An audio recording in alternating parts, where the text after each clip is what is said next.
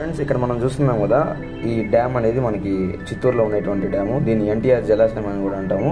ఇది కలవకుంట గ్రామంలో ఉంది. ఇంకా మనకి 1996 సంవత్సరము సెప్టెంబర్ 19వ తారీఖున మనకి దీన్ని స్టార్ట్ చేయడం జరిగింది.